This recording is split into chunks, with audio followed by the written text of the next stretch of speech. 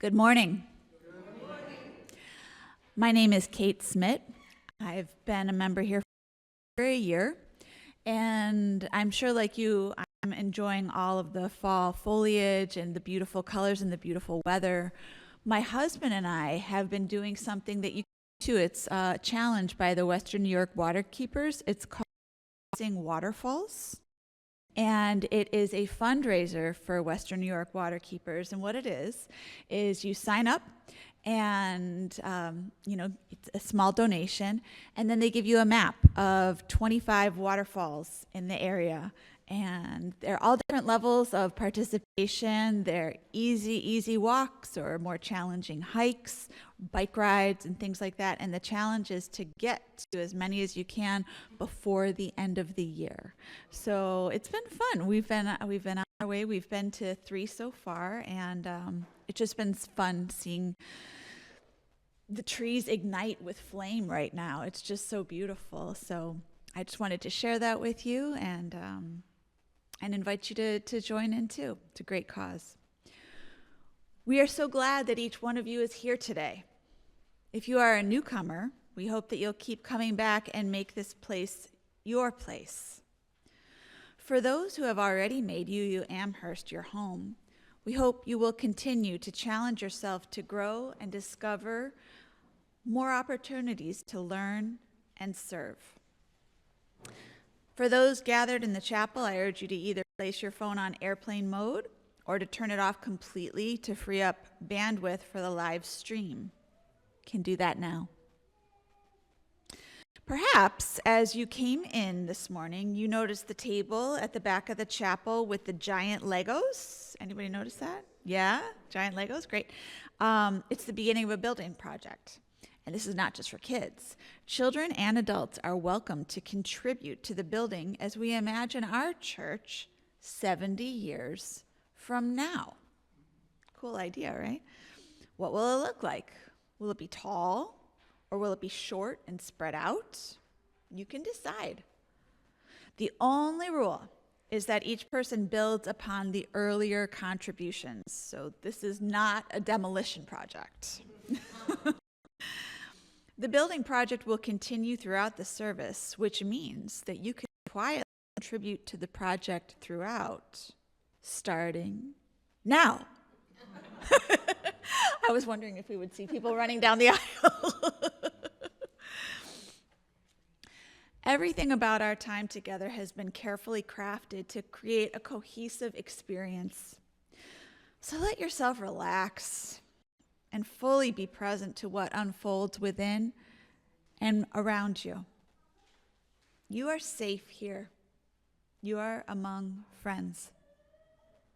Whoever you are, wherever you come from, whomever you love, you are welcome here.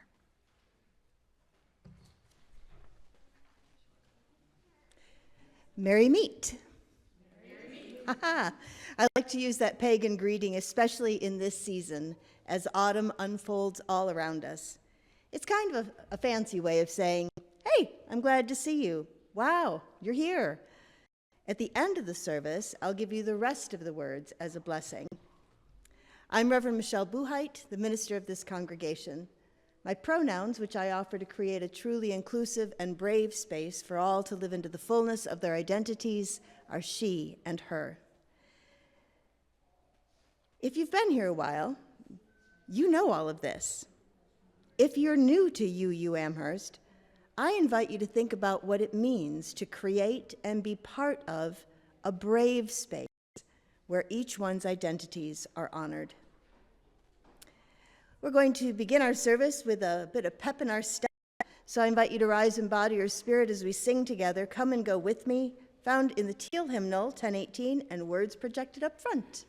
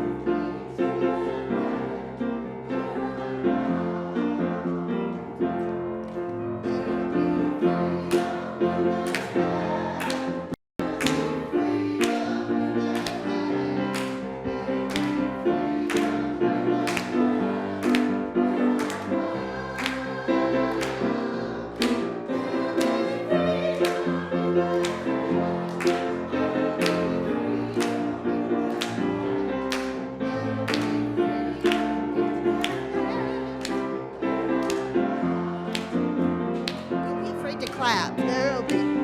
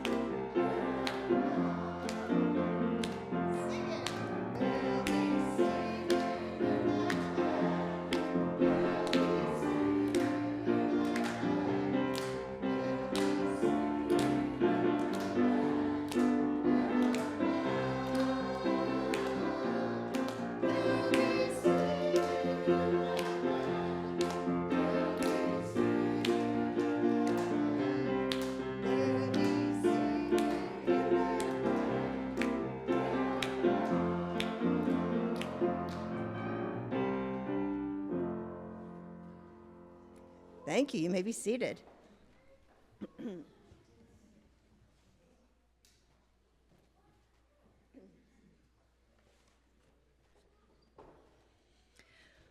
When we gather, we employ the elements of water and fire to create the sacred space where we can be fully present. We begin with an acknowledgement that our church is built on holy ground, land that was nurtured and cultivated by those who occupied it before us. We're happy to have Suzanne to help us with that. We offer this libation as our giveaway as we honor the struggle of all people seeking justice and peace. We seek the courage and wisdom to heal the wounds of the past and build a better future story with all our neighbors and fellow creatures together.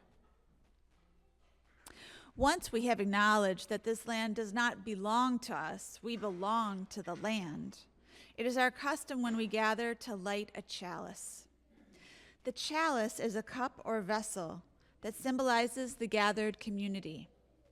The flame represents the spark that each one of us brings to represent the light of truth, the warmth of community, and the fire of our commitment to bring more compassion and justice to the world.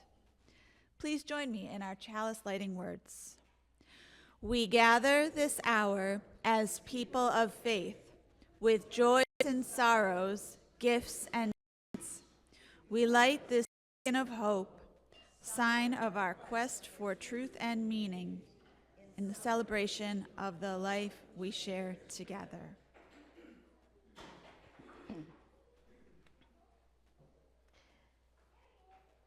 Each week, we are invited to bring our whole selves into this place, this space that is humming with life in the back. I'm just grinning. This is our somber part, but wow! And when we come to this space, we bring all of the things we've been dragging, maybe like the cans on the back of a wedding car, you know, the worries, the uh-ohs, the what-ifs. And this is where we can maybe just let go of those for a moment. Bring those into the circle, knowing that they will be held with loving attention and compassion. So as the music plays, I invite you to come forward as you will and to place a stone or a shell on the table labyrinth in honor of all that you are and all that you bring. Forward as you will.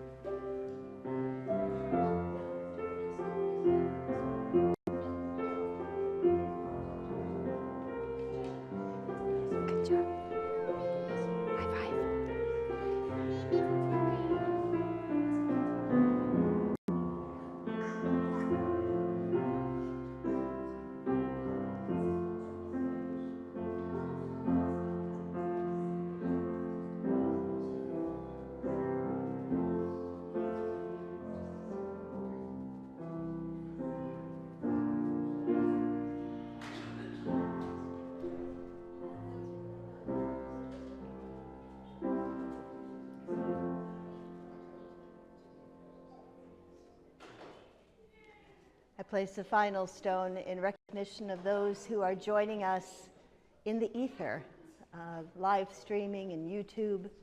You are part of this community as well. So let's share a few breaths as we expand our awareness to include, it's on, maybe turn it up. Do I need to grab, okay, thank you. Oh, I was really just messing with you that whole time. I didn't make any words, I just moved my mouth. So let's expand our awareness to bring into space, our consciousness, those who may not be here but who are present with us in spirit. We think of those who are ill and those who are caring for them. We think of those who are in pain, either in body or in spirit. Those who are lonely. Those who are feeling lost and overwhelmed. And those who have been wronged. We are part of the web of life that makes us one with all humanity, one with all the universe. We are grateful for the miracle of consciousness that we share, the consciousness that gives us the power to remember, to love, and to care. May it ever be so in our lives.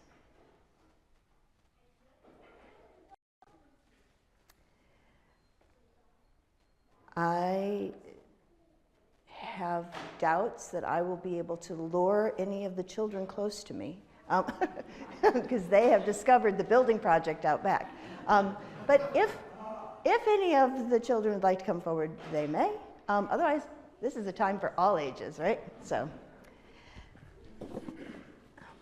I have here a box. It meant to be a basket, but I had a box. And so it is a box. And I wanted to give us an opportunity to experience a little bit of what the kids experience when they go to their classes. You can sit on the floor, you can sit on the chairs. Hi, I have things to show you today. How fun is that?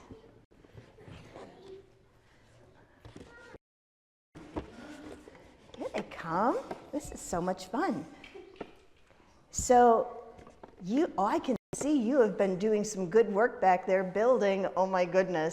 So that project out at the back is us figuring out what our church is going to look like in years and years and years and years to come. This year is our 70th anniversary, so I chose 70 years to honor that. So I would like everybody who is at least 70 years old. You realize that's really old, right? That's like old. So let's look around, and everybody that's at least 70 years old, raise your hands. Can you see all the people raising their hands? Wow, there's a lot of them. Awesome. Okay, you can put your hands down. It's exhausting, I know. Okay. So now, for fun, let's have everyone who is under the age of 30 raise their hands. So you can raise your hands. Yay, that's us. But you know what? You're all by yourselves. Excellent. You put your hands down. You are the only ones who are going to see what this church looks like in 70 years. Isn't that wild? You're the only ones in this room who will get to see that. But we'll all get to work on it. We'll all get to build it. So I was thinking, well, what do I want in our coming church? And we need good foundation materials, right? So I brought a few of these just to show that we need a good foundation. We need plenty of restrooms. Restrooms are important in a community. And comfortable seating. Can I get an amen on that? Yeah. You don't even know yet because your backs don't hurt yet. You'll see. And then I thought it would be fun if, there it is. I have a table and chairs because you know what we like to do together? We like to eat together. And we're going to do that later today. How fun is that? And oh, look, a swimming pool. Well, maybe that's a little out of range, but you know, a girl can dream, right? A cat-shaped swimming pool, I might add. But you know what we really need? We need people. We need people of all ages and all experiences and skin tones and languages and all the ways we are different and alike. We need all of that. So as we build toward our future, I'm gonna let them swim because you know, life is short and there's a pool. There you go. It's a very small pool. And a snack shack. That's what we have here is a snack shack. So in 70 years, this place is going to be very different because of the people who are in it.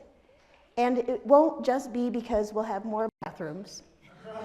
It'll be because the people, you and you, all y'all, have woven together a dream of what we want to be, not only now, but moving into the future. What we will bequeath these folks who will be the only ones who will celebrate this congregation's 140th. I mean, they'll have friends and their own children and all of that. I mean, they won't be alone. It won't be a camp of 10 kids. But how exciting that we get to all be part of that. So a little later, we're going to sing you all out.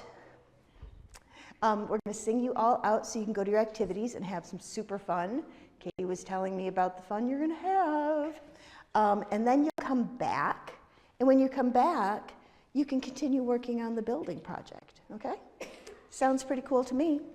So let's sing our children to their activities.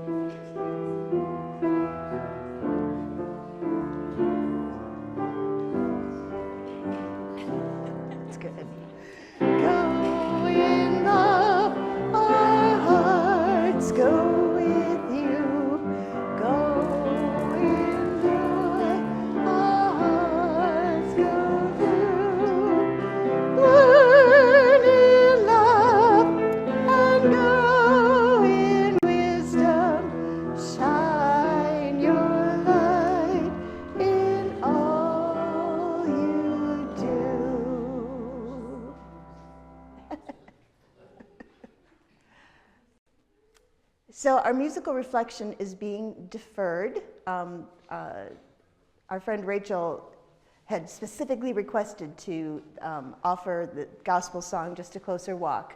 So she wasn't able to be here today, so we're going to have the band just play one verse of it, and then we'll have an opportunity to hear her sing it another time.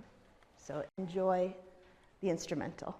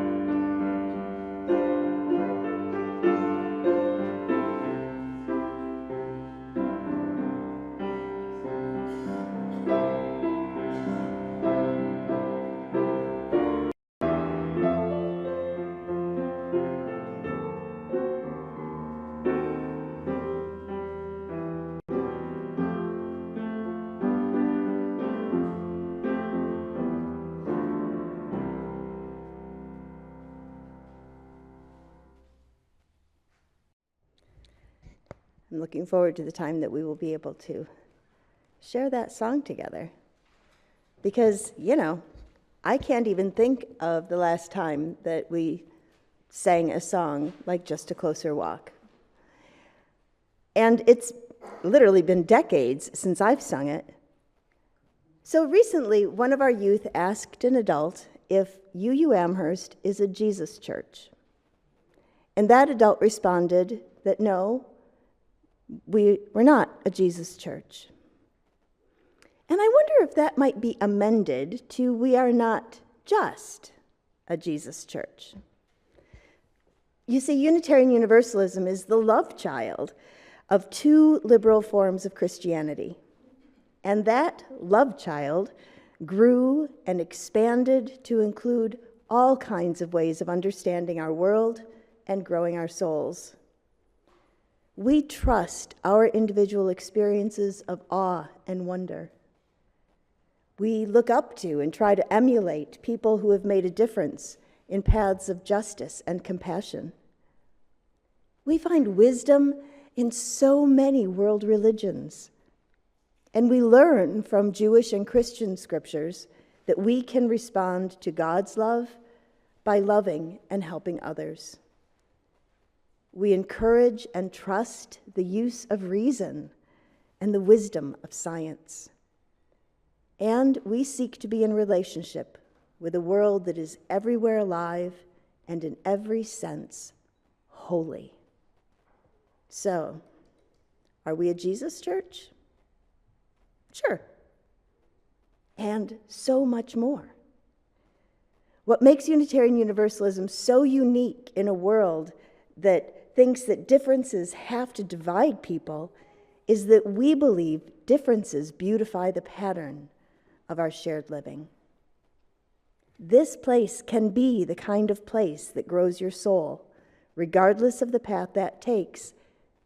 Caveat, as long as love is at the center and is the guide. So in a nutshell, that's who we are.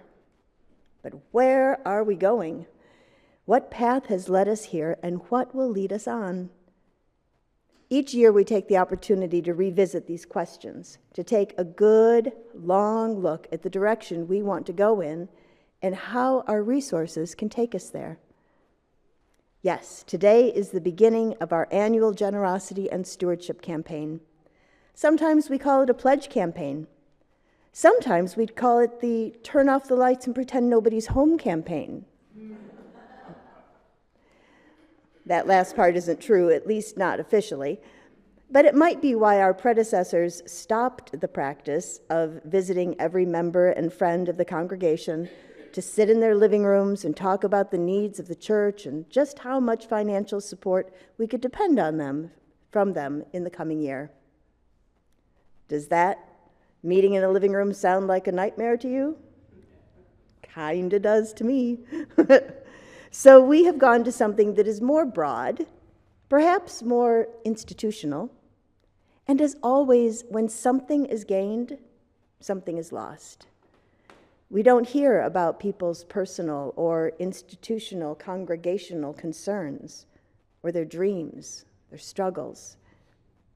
We've sanitized it a bit and depersonalized it, which makes it easier for some folks to fly under the radar and hope nobody is paying attention.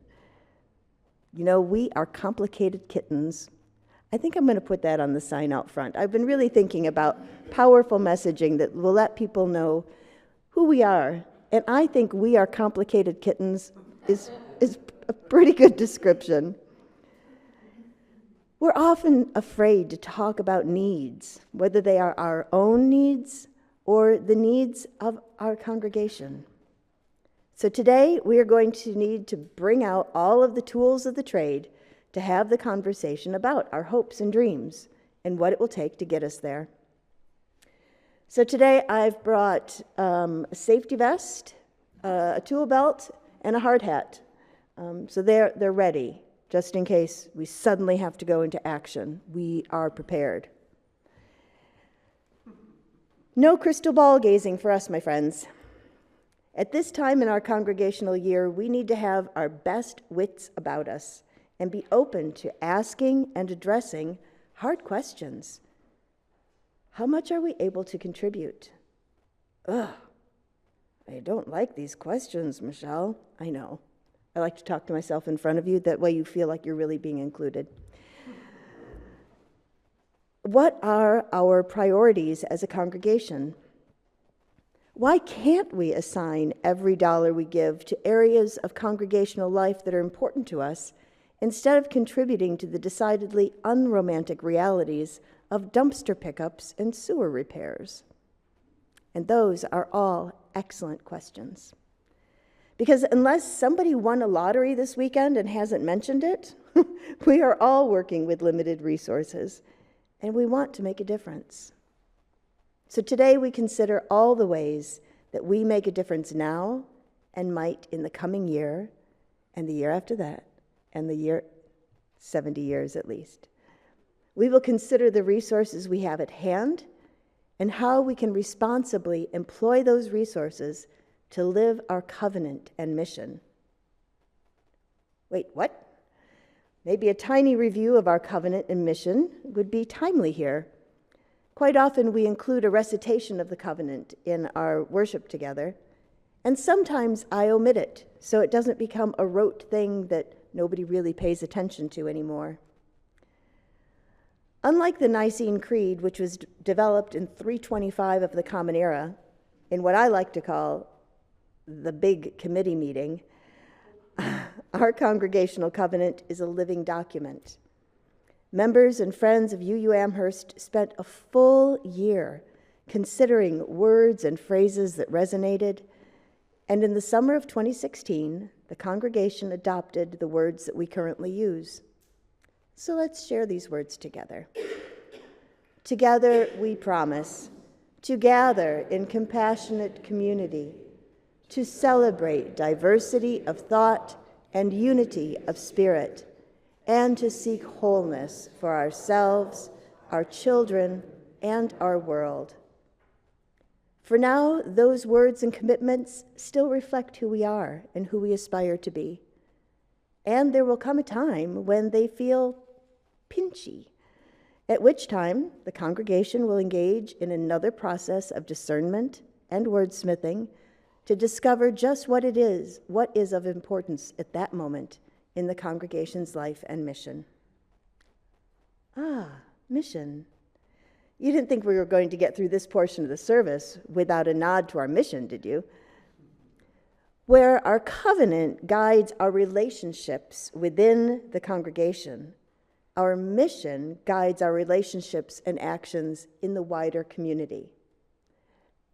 I'm going to just say that again because sometimes I think those two can get kind of confused. So covenant is relational, it's between us. Mission is missional. Yeah, thank you, Michelle, for using the word as the word.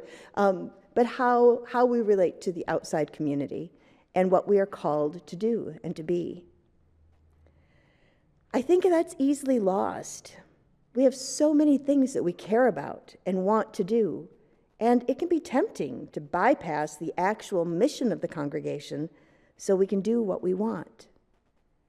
A strong mission can help us focus. A strong mission tells the community who we are and what we are about. I actually think it's time for us to revisit our mission. It seems like some stronger guide rails would be useful as we move into an ever more chaotic and polarized future as a country.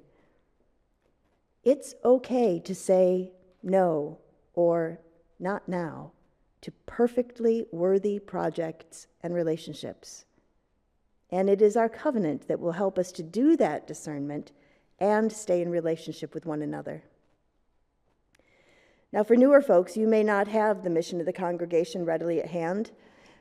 The mission was developed by the congregation in 2017. So after we'd spent a whole year working on covenant, how we're going to be together, what we're going to aspire to, then we spent another whole church year working on the wordsmithing of the mission. And I don't know if you've been part of other organizations that create mission statements, but very often they turn into sort of, I don't know, the Magna Carta. I mean, it's just endless words. And a mission needs to be short, sweet, and yet be a container for that which we feel called to do. It's why it took us a year. We went from several pages long to a couple of phrases. So our mission is that we challenge ourselves and the community to foster more compassion and justice in the world. And it is a perfectly lovely mission. And I can tell you that if this were to guide what I say yes to, I would perish from exhaustion. It's just a bit broad, right? You say right, okay? Yeah. Thank you. Let's be wild. Someone say amen. Amen. Oh. Okay. So we'll think about that as a project for the coming year or two. That is a lot of background to get us to this moment in our congregation's discernment for priorities in the coming year. But all of it is important if we are to actually move forward as a congregation and not a small group of hardy but overworked souls who are desperately trying to keep everything afloat. So, time to get to business. By the way, if you haven't taken the opportunity at this point to add to our Lego visioning table for the future of UU, you are allowed to move about the cabin. We have achieved our anticipated optimal elevation, and you can cruise for a while. Just return to your seats when the seatbelt sign is illuminated. So that is your invitation. If you're just really wondering what the kids have been up to back there and what they created, you are allowed to wander. So where are we? Today we are assessing resources. What do we have? Is it in good condition? What maintenance or reconstruction is needed for the immediate time? This assessment phase can look like nothing is going on. No plans have been drawn up. No big decisions have been made. No big town hall meeting where every opinion and concern is brought out into the group. And yet, until we know what we have, what is useful and what is holding us down, and what our potential sources may be, we can't do anything but gaze backward to a rosy sunset that is almost always inaccurate, or at least a little skewed. Assessing our resources means being honest with ourselves. This congregation used to boast a membership of over 250, with 70 or more kids in religious education. So that was at least 25 years ago or more. And we can look fondly at those scrapbooks and photo albums of those days, but if our expectation is that those invisible people are going to carry the load, we are deluding ourselves. We are currently a congregation of about 140 members. Membership is a little hard to track, so but about 140 members. And there's a chunk of that, of folks who continue their membership but may not be active, which might be why you're looking around going, 140? What is this? They just may not be active in ways that you are active. And we are over the moon when we have 8 kids in faith development, even as they range sometimes from 18 months to 15 years old. You can imagine that there are some challenges there. So earlier I had those of you who might be aged 70 and over, raise your hands. Yeah, go ahead, good. Did anybody get any younger? Oh, nope. And we established that all the 30 and belows just left for their activities to have a fun thing in faith development. So nobody of them got a great new job and got richer. So meanwhile, our facilities have bumps on their bumps. Our buildings refuse to get younger and the grass refuses to cut itself. So what is an organization to do? We build and plan for our future. Building a future includes needing and having the right materials and tools. It means having a viable mission and a robust covenant that can lead us. Building a future means understanding our current limitations without stifling creativity and new ideas. Building a future means encouraging creative thinking and having a good engineer to let us know what is actually feasible. Building a future means having a set of metaphorical architectural blueprints, or maybe actual ones, that are actually based in reality. I don't expect the Lego building project to be structurally sound or particularly reasonable. I do expect it to be wonderfully creative and random and innovative. The most important thing about building a future is understanding that the only way we will get there is together. That means that when the metaphorical architectural plan doesn't have our cherished desire included, we stay. I'm going to fight for bathrooms. I'm just telling you. I'm fighting for bathrooms. And when we stay, when we don't get our cherished thing, we don't stay with negativity and undermining, but we stay within those guide rails of our covenant and our mission that were established earlier, so that when we come into those bumpy times, it's not reactionary. We don't write a policy that clearly has a story behind it, and thou shalt never do this thing ever again. We have those guide rails in place ahead of time, knowing that as wonderfully creative, fallible human beings, we are going to bump into each other, and our most cherished desires probably won't get the majority vote.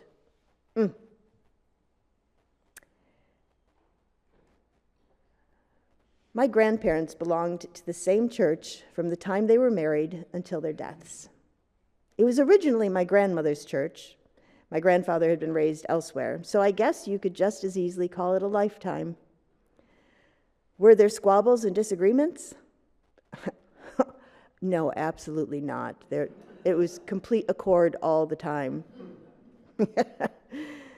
But their philosophy, at least the philosophy of my grandparents, and I attended that church as a child, and judging from the people who were there that whole time, it must have also been their philosophy, was that if you cared, you stayed.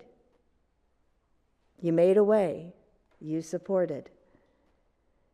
And staying in that tradition included a tithe, a word we dare not even whisper in these hallowed halls, which is also a little weird to me since I was raised that way, but that's a discussion for another day.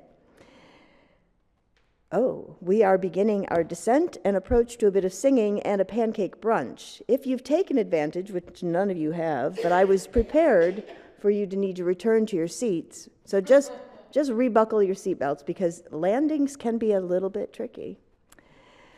Today we are kicking off our annual generosity and stewardship campaign. You may have noticed that I have used that phrase several times. You see, I see our opportunity to support the covenant and mission of this congregation in multiple ways. Stewardship is defined as the faithful management to that which has been entrusted to our care. I'm just going to repeat that because it's such a good phrase. Stewardship is defined as the faithful management to that which has been entrusted to our care. I believe that every member and friend of UU Amherst can be a steward, whatever our capacities. I am willing to concede that my understanding of stewardship is influenced by my upbringing. So if you weren't raised in or are not familiar with the tithing culture, a tithe, at least biblically, was 10%. And you can squabble over whether that's 10% of gross or net or bonuses included, or there are so many ways to sort of game the system. But the basic understanding was that the people gave 10%. Wow. So let me tell you that 10% of income is different, you know this, for someone making $20,000 a year and someone making $120,000 a year. And yet the impact is disproportionately hard on that lower income bracket. So even though the numbers are wildly different, that the pinch happens in that lower income bracket. So I am not someone who believes in sort of a flat tax approach to stewardship. I think that there's very little grace and goodness in that particular rendition, not the word I want. I do believe that in the words of Jesus, to whom much has been given, much can be expected. I told you we were a Jesus church sometimes. Ultimately, each individual and family will make their stewardship commitments based on individual priorities and capacity, and that is your business. And I also believe that we can invite members, friends, visitors, people who come to watch witch dances, everybody, to participate in generosity. I think generosity is good for the soul. So how many of you give to like an organization you believe in, whether it's Sierra Club or the Waterkeepers, or just do sort of a waving of your hand like, yes, I participate. Yeah. And it feels good, doesn't it? Even if you're like, I only have $10 to give. But you start doing the math and that works, right? And it keeps those organizations going and vital, and it keeps you connected. Those moments of spontaneous generosity feel so good. They don't feel like writing out your utility bill, which feels good when the heat's on, but yeah. So generosity is related to reciprocity, and these, like covenant, are relational, not transactional. You'll be able to read more about that in the upcoming forward. I spend a little bit of time in my November column, talking about generosity and reciprocity as relational, not transactional. It's just more ways of giving. It's like having more possibilities for building our imaginary future church. We have purples and reds and greens and blues and yellows, and we've got long things and short things and tall things, but all the things, right? It all contributes to the whole. It's kind of magic. In order to build for the future, we need to understand the continuum from past to present to future. We can embrace the lessons of the past. We can accept the responsibility of this moment and plan and dream for the future. We have a strong foundation. Yes, we have maintenance to attend to, and dreams and plans to point us the way forward. We, so far, have been the recipients, and a good many of you have been both the givers and the recipients. And we have the opportunity to be the pre-planners for our descendants. It is our time to be the grown-ups and chart the course that prioritizes those future descendants. The good folk who will find a home here and will make and mold it to be what it is needed in the community at a time when only the youngest among us will remember these moments of commitment and forward thinking. It is for us to pave the way for those who will follow us. You know it's coming. It's time to build a new way. So I invite you to rise and body your spirit and sing with great gusto, building a new way. Hymnal 1017, 5